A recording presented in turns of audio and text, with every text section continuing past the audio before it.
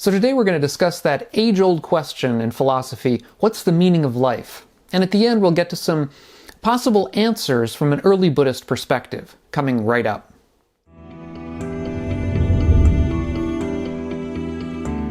I'm Doug Smith of the Online Dharma Institute, that's onlinedharma.org. If you're new to this channel and interested in living a wiser and a kinder and a calmer life, consider subscribing to the channel. And if you're interested in some deeper dives into material of the early Dharma, check out onlinedharma.org and some of the courses I have up there. So an outline of what we're going to do in this video. First I'm going to talk a little bit about meaning. What is meaning?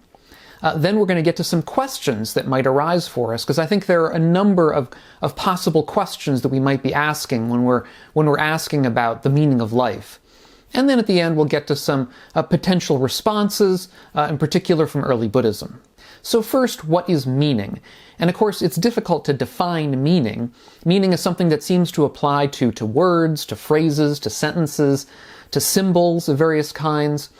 And basically when we ask what the meaning of these things is, what we might be asking is what the reference of it is, what is its significance, what is its purpose, how is it being used. Now, these are the kinds of topics that come up. And I think it might be useful to consider a little bit about the history of the term meaning.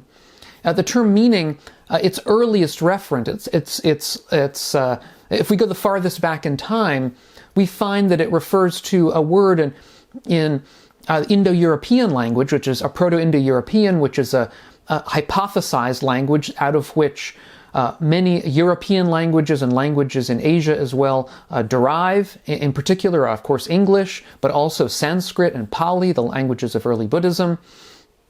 And originally, the root that people hypothesize is the root men. And the root men essentially meant to think. And we think of contemporary terms in English like mental, like mind, like the Sanskrit term manas, which is also means mind. These are all terms that stem from this early Proto-Indo-European term. And so the upshot here is that meaning is a kind of a mental operation, or at least it has something about the mind to it.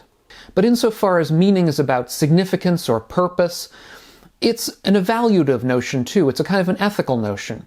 It's if there's a purpose to something, if meaning gives it purpose, then we have to also say that there are improper ways of doing something. If meaning gives something significance, then we might also say that there are certain things that are insignificant. That is, there's an evaluation going on here. It's not simply descriptive to say that something has a meaning, but it's evaluative. And now that I've described meaning in this way, meaning is a kind of a mental operation. That's where the term meaning comes from. It's a derivation from a term meaning, mental, that it has a kind of an evaluative or ethical purpose to it. Now we can see why one of the most famous understandings of the meaning of life comes or stems, at least in the Western tradition, from a kind of a theological understanding where God gives our lives meaning. The mental operations of God's mind are supposedly what give all of our lives meaning, and they do it because God has a kind of a judgmental attitude towards our lives, and judges us either as performing correctly or performing incorrectly, that is, being ethical or being unethical, and that there's an eventual judgment.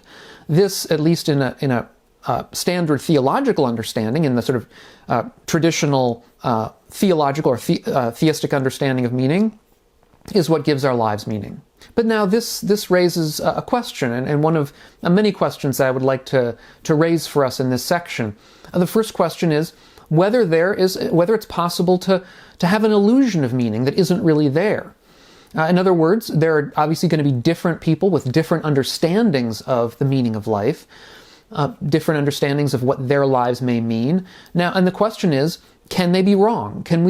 Is there a truth? Is there an objective truth about what our lives mean, about which we can be in error? Or is there some other reason that we can be in error? Perhaps certain people think there is an objective fact about meaning, that, let's say, God gives our lives meaning, but that they're wrong. I mean, these are all potential things that we have to keep in mind. Now, some other questions arise when we consider how people throughout history have come to this question, have come to the issue of the meaning of life.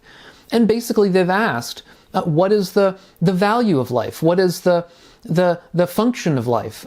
What is the essence or purpose or goal of life? These are the sorts of questions that arise. Are there certain lives that are more valuable than others? Are there certain lives that are more significant than others? These are all questions that I think we're going to have to tackle when we come to the issue of the meaning of life in general. Or, indeed, are all lives equally meaningful in some respect? And then what is it that gives our lives meaning in that case?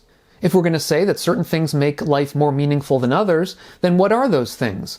Some people will talk about the best sort of life. That's one of the questions that came up in ancient Greece.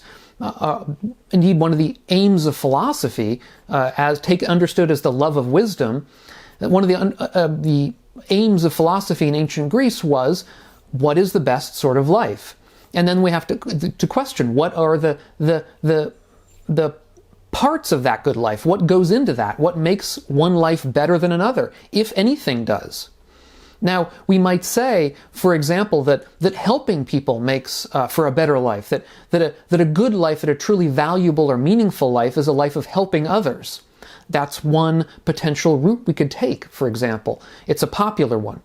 But then we might ask ourselves, what about people who are being helped? People who need help? Do they have, let's say, less meaningful lives because they need the help than the lives of people who are helping? You can see the issue here. That if we're going to say that helping others makes your life more meaningful, then we're also saying, at least it seems, that people who don't help others, let's say because they need help themselves, they have somehow less meaningful lives. They live less meaningful lives. And that's a question we're going to have to wrestle with, whether we think that's true or not, and to what extent. We might also say that people whose lives are being helped, let's say, they have meaningful lives that are meaningful by another standard. In other words, that we might say there are multiple standards for the meaning of life. Some people's lives are made meaningful by helping, other people's lives are made meaningful in other ways. And then we have to wonder, is there some kind of objective standard, or are there objective standards out there of some kind that give our lives meaning, or is it entirely, let's say, subjective? In other words, that you make your life meaningful by yourself, simply by having a kind of a subjective take on things that you find makes your life meaningful, but that might not make somebody else's life meaningful. So we have the question of whether these standards are objective in some sense that we could be wrong about, even if there are multiple standards, but that they're the sorts of things that we could be right or wrong about, or that there are perhaps multiple standards that are subjective. In other words, that whatever we find meaningful makes our lives meaningful.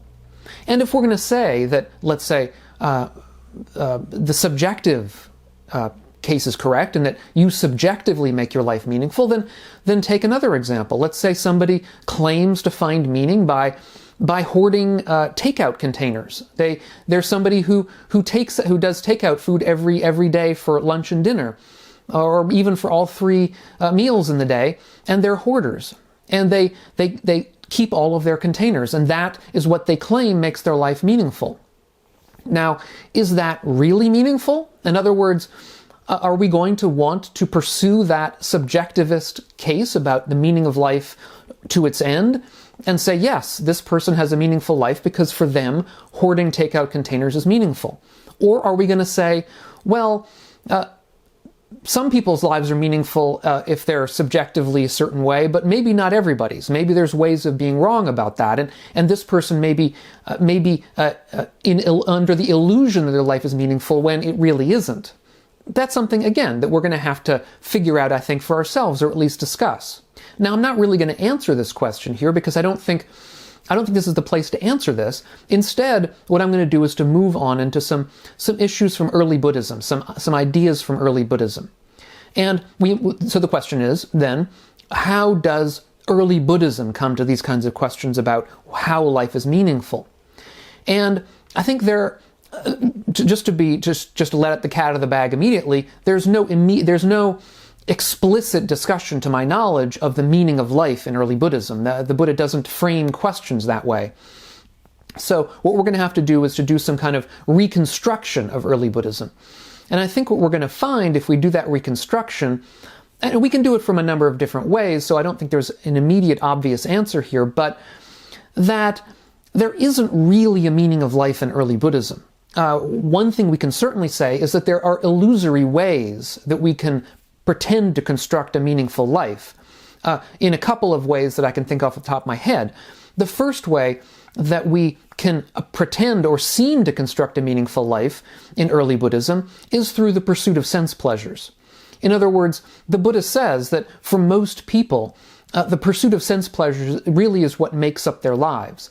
This pursuit of having beautiful things around them that they see, and beautiful things around them that they hear and that they can touch and taste, that they can eat or drink, and also that these sense pleasures are going to continue in the future. That is to say, not only sense pleasures in this life, but sense pleasures forever. In other words, that they're pursuing a kind of an eternal life, a life that never ends of sense pleasures. That is the kind of, I think, constructed meaning that the Buddha would say most people have. And the Buddha, of course, would also say that this is an illusion of meaning, that this isn't really a good life, that this isn't really a meaningful life, because it's, for one thing, is unattainable.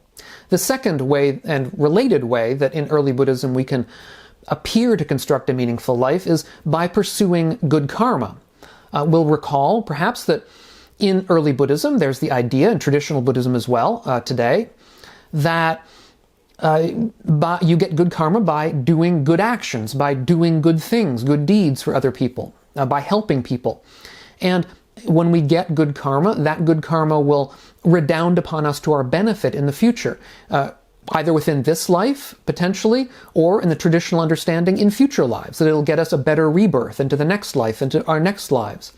And so there's one approach, perhaps, a traditional approach to the meaning of life, that the meaning of life is to do good deeds and gain good karma and gain better rebirths.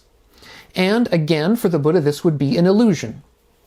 Because at the end of the day, samsara being what it is, it's not possible to do this. We can do it to an extent, of course. For the Buddha, we could, of course, get good karma in this life, and it will help us. And for the Buddha, it will help us in our next life, in our next lives, perhaps. But this is not a permanent solution. Eventually, we will trip up. Eventually, we will do something bad. We can't fail but to do that. And when that happens, we will be, instead of going up the wheel, the wheel of samsara to the top, to the heavens, which is where we want to be, we're going to eventually be falling back around down to the hells, and we'll have to be doing the circle not just once, but an infinite number of times. So, insofar as we make our lives meaningful by pursuing good karma for the Buddha, we're pursuing an illusion. We're pursuing a kind of a delusion. Because that is not possible. It's not possible to do there and end up in heaven forever for the Buddha. That's only a temporary solution that will end us back in the hells eventually. So there are at least a couple of ways for the Buddha and for early Buddhism in which our lives may seem to have meaning, but don't really. I think, so the question is then what the Buddha's positive answer here is.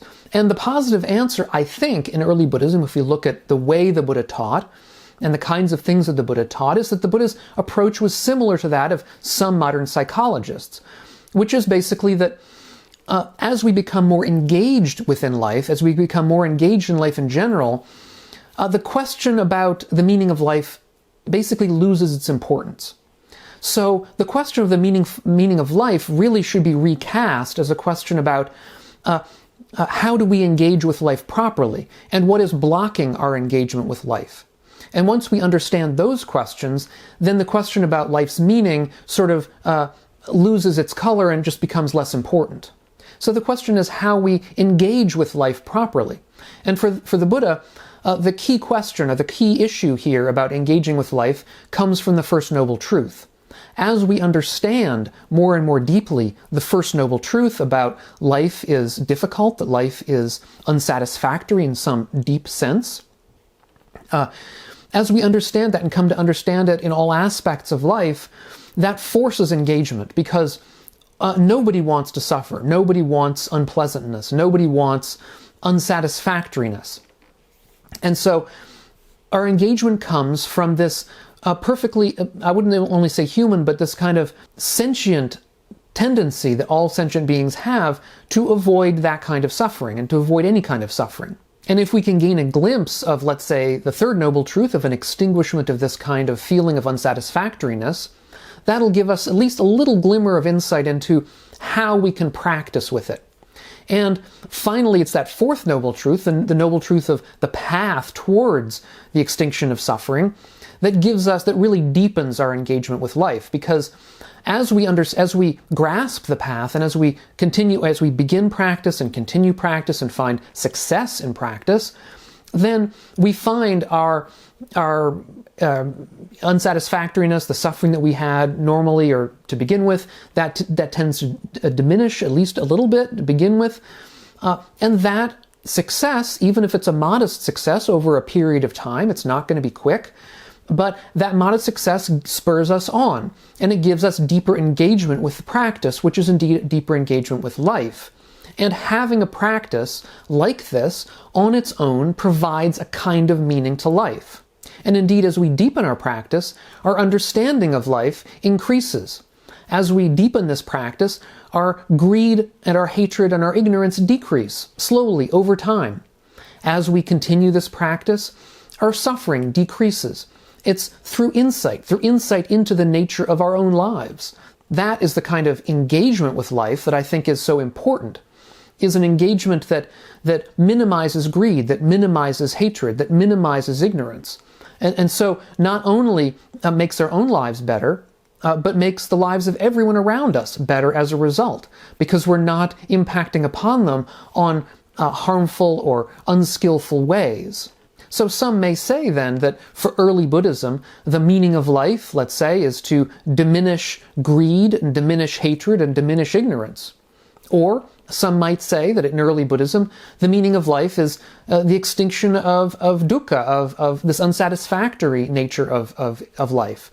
That either of these things, or one or the other, could be seen as the meaning of life for early Buddhism. And that might be so. It might be that, as like for the ancient Greeks, the Buddha could be seen as somebody who was what they call a virtue ethicist, somebody who's looking at the virtues, where cultivating the virtues of generosity and of kindness and of wisdom, which is exactly the other side of the coin from diminishing greed, hatred, and ignorance, that increasing the virtues is the meaning of life, the way it would be seen for, let's say, a Stoic, or an Aristotelian perhaps.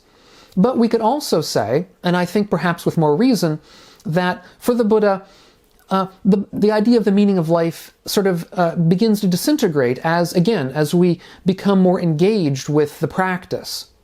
That as we become more engaged with the practice and our virtues increase and our suffering decreases, the question about the meaning of life simply goes away.